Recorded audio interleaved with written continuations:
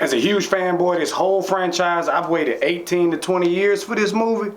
So I figured I can give y'all 2 or 3 days to watch it because this not only a review, but it's definitely spoiler talk. But for my people who don't want spoilers, I'll do a fast review at the beginning, followed by my spoiler talk, which I will warn you before it happens. Let's go.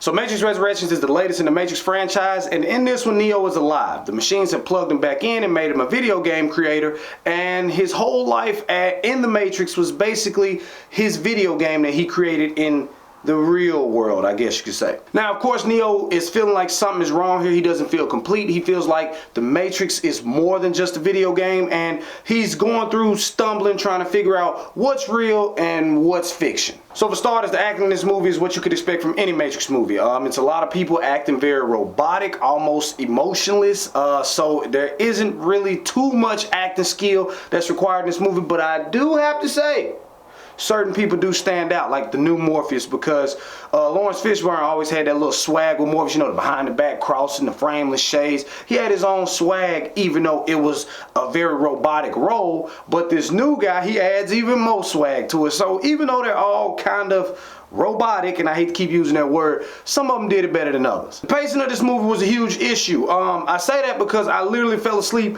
in like the first 15 minutes. I mean, it was just a head nod, but still, I fell asleep. And part of that was I was tired, but that's not an excuse, because if there's a movie out that I'm super excited for, I'm not gonna fall asleep. So that speaks volume about the pacing. It does get better, but it starts out a train wreck. Visually, the movie is fine. You get all your Matrix shenanigans, you know, you get your bullet time, you get your freezing bullets, you get your high action, you know, hand-to-hand combat.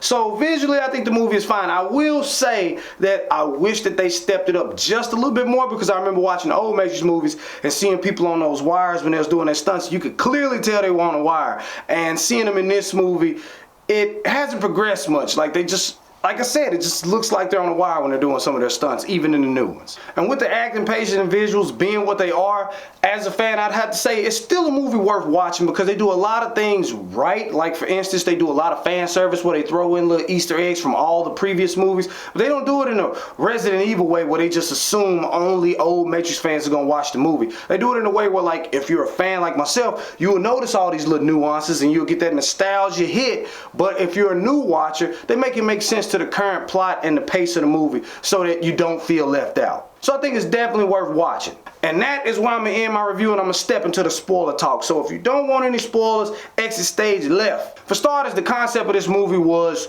great. I mean, we all just knew Neo was dead after the third movie. So seeing the fact that they put him back into the Matrix and they hid him, gave him a different identity so he wouldn't be recognizable, and the people who survived outside of the Matrix have been looking for him. I mean, Neo's a hero. He's like any great leader in American history or any world history. Like, he's famous, and they're searching for him because some people do believe that he's still out there. So the premise of the movie was dope. And how I spoke earlier on those nostalgia parts, I really loved it, man. I mean, like, for instance, like, you know, when you see Neo cutting the steak and eating it, it's reminiscent of the first Matrix where dude turns on Morpheus and Neo, or like when Agent Smith and Neo fight again in this movie, because Agent Smith is back, of course, because he's tied to Neo, and they fight, and he does the fast body shots like in the first movie when they fight in the subway for the first time, or seeing the Merovingian come back, or seeing SETI. Like, they did a whole bunch of stuff that really brought out the fandom and all the fans, and I was there for all of it. And again, I gotta speak on my boy Morpheus. Like, seeing how they made his character make sense, like, I'm not sure if he was stuck in the Matrix or he just got recoded or however it worked, but bringing back somebody who's very reminiscent in a lot of ways of Lawrence Fishburne's character, but adding a new age twist, because the Matrix is different, the world is different. I mean, Zion is gone, and now have a new city called Io. So seeing the fact that he was still embodying who Morpheus was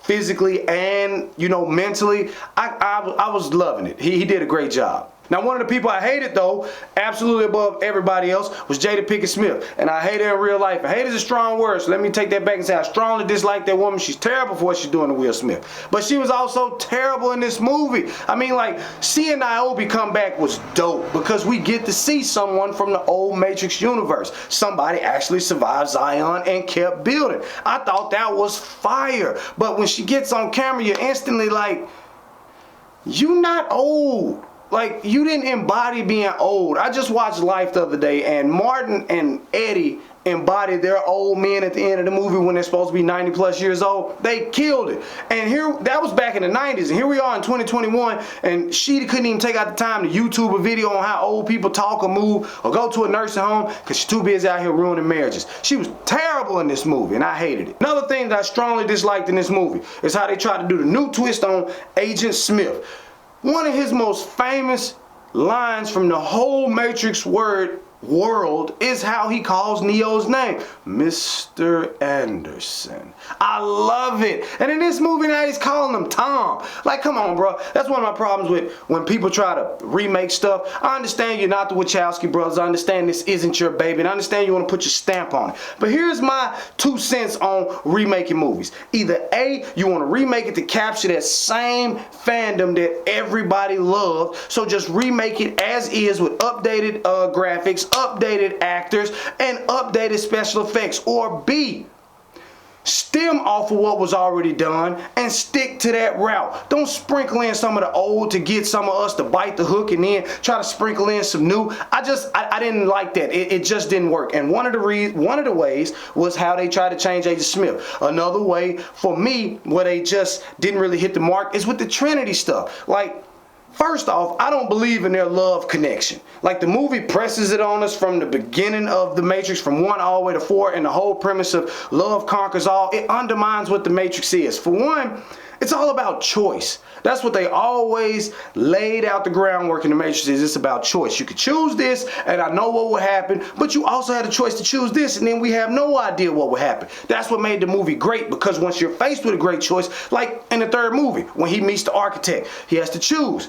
Do I go through this door and restart like we've done over and over and over and save my people, or go for love, and then who knows what would happen?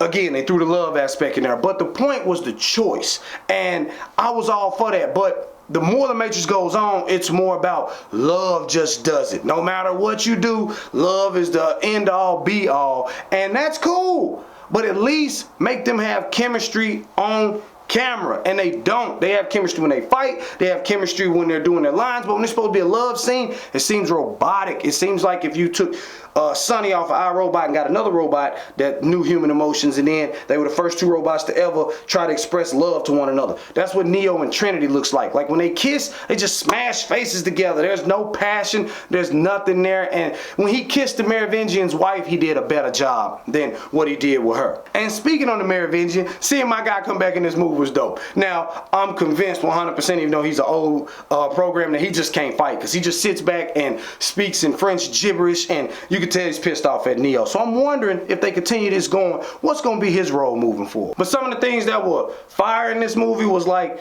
seeing Neo get reintroduced to the Matrix, like seeing that he still kind of knew his kung fu. I mean, he was rusty, of course, because as they said, it's been, what, 60 years? So he was a little rusty, but seeing him like reawaken that side of him was dope, and seeing him still be able to stop bullets, but you could tell it's a little more troubling than it used to be. He used to just be able to stop.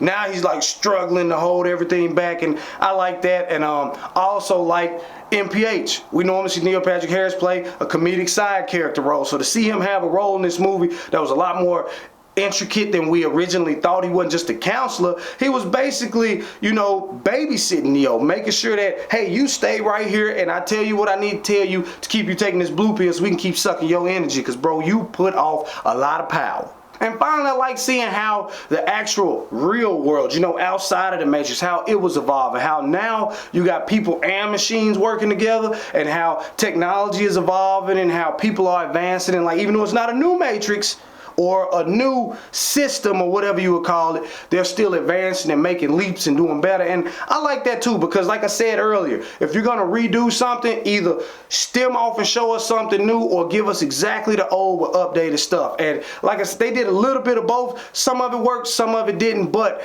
it was cool overall. But I can ramble on about this movie, but I think I've done enough damage. So to summarize, Matrix Resurrections was a really good restart, I guess you could say. It didn't live fully up to the hype that I liked, but it delivered a good movie. The action was what you could expect. Visuals were there, but I still want to see them step it up a notch. I don't want to see people looking like they're flying on cables, looking stiff. Let's do some stunt acting in the next one.